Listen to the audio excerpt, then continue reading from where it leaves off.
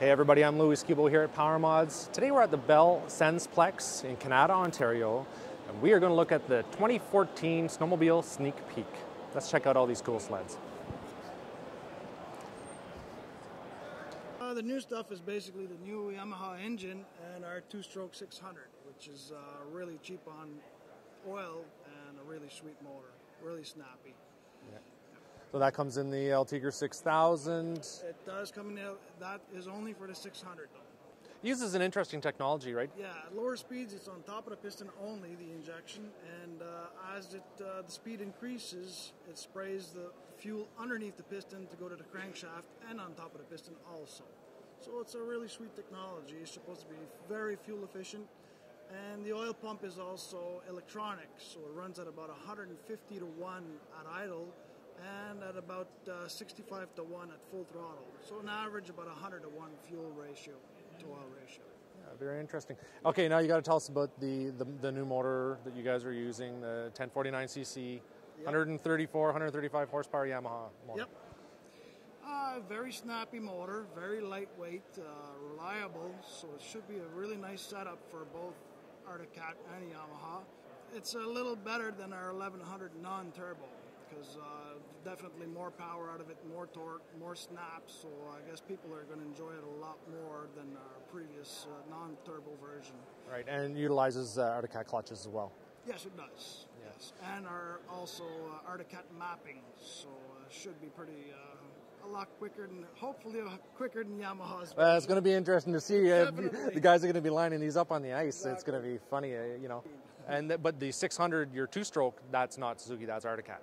Yes, that's correct. Okay, that's right. Yeah. There's just so much to learn and figure out about all these different sleds, but it's nice to see that things are still rolling along and coming out with new stuff. And it is interesting, the not partnership, but the supply aspect between the Yamaha and Arctic Cat now. It's very much so. It remains to be seen who's going to have the top-selling sled between the two same platforms. Yeah. It's something to be seen. Yeah. Now this Arctic Cat M Limited mountain sled, the 9000, comes in at about 20 pounds lighter this year. It's got a shorter cooler on it, and they utilize a bunch of aluminum parts, whereas they used to have steel. It does. So we have various models, the RTX model, the LTX model. So this is a new venture for Yamaha. It's a completely new platform. With our current engine, we've an agreement with another manufacturer. So we've got a new exciting Viper platform, but also we still have our Apex series, our Vector series. We've also added our exclusive tuner ski to those models, which eliminates darting. It's fully, tuner means tunable, so the customer can use various carbide runner combinations to tune the snowmobile to his liking. We also have our Venture series still in our lineup, and we have a new exciting phaser model, which is our XTX, a new crossover for the younger demographic for the off-trail usage. So those are the big changes for Yamaha for this season. This is your cutaway machine? Yeah. This is the 2014 SR Viper model. You can see we're using the Yamaha exclusive clutching system, which is an industry leading for belt life and wear. It does not wear belts. We have virtually no belt failures, so industry leading. It's included in the new SR Viper as the rest of our lineup. Also, the SR Viper comes with a new braking system, Kelsey Hayes braking system, and if you look closely on the snowmobile, it's now mounted on the on the front axle. We also, in this model, since it's more meant for the more aggressive trail rider, for the big bunk compliance, we have the Fox Float 2 front shock absorbers on this model. We also have aluminum body shock absorbers in the rear skid frame.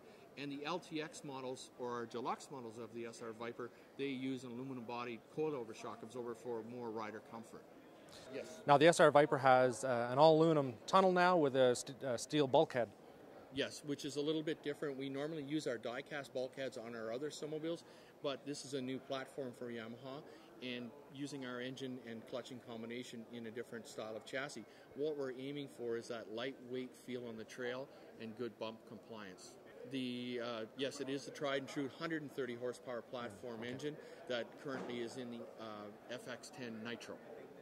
All right, so can you tell me what the relationship is between Arctic Cat and Yamaha at this point? Like, we see a lot of information, a lot of literature on it. A lot of people don't realize that about 2 years ago, Arctic Cat and Yamaha entered a supplier agreement, starting with our SRX 120s kid snowmobile, where we were supplying Arctic Cat with our proven four-stroke engine technology, it is a general purpose engine, but it is a proven four-stroke technology.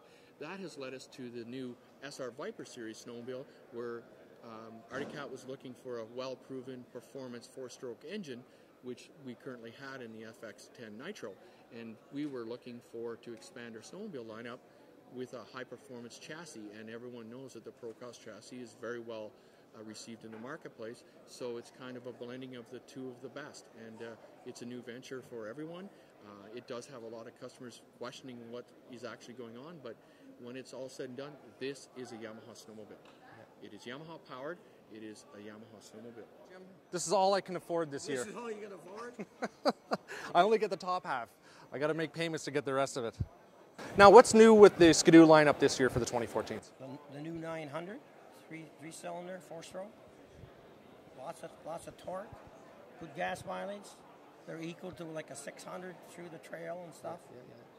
On the lake, they're not, but. Well, now the Ace 900 is basically an Ace 600 with an extra cylinder on it, right? Basically, but it's like they claim it's far more high-tech than the 1200 is.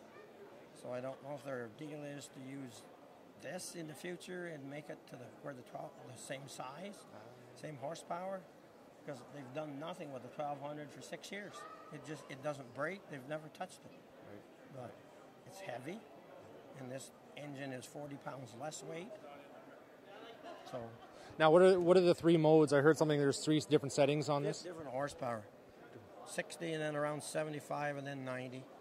Okay. If you want to hand it over to the kids, you can get. Yeah, you just put it in and it doesn't go, and it has the throttle on it. That's not a cable; it's a wire.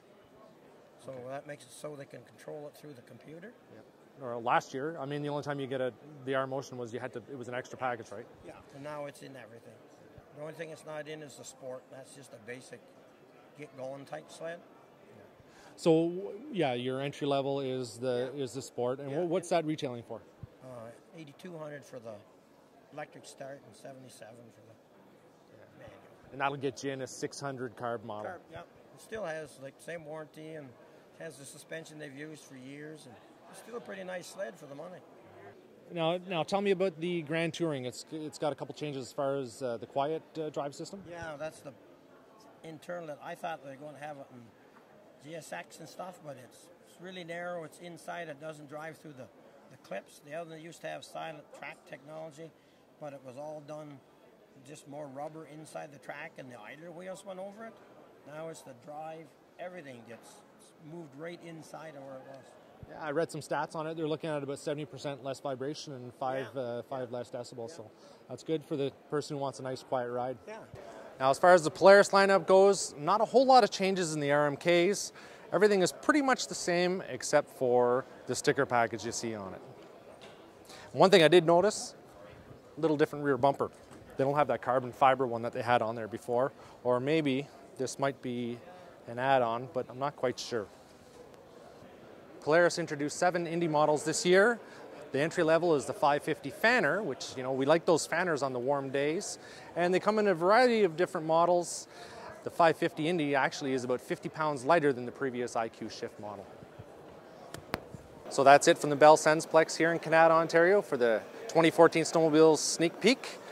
You're not really going to get to see these snowmobiles in action until 2014, and you know what? We might even be there for some pre-season stuff as well. So keep watching. If you like our videos, give us a big old thumbs up. Thanks for watching PowerModz. I'm Louis Skibo.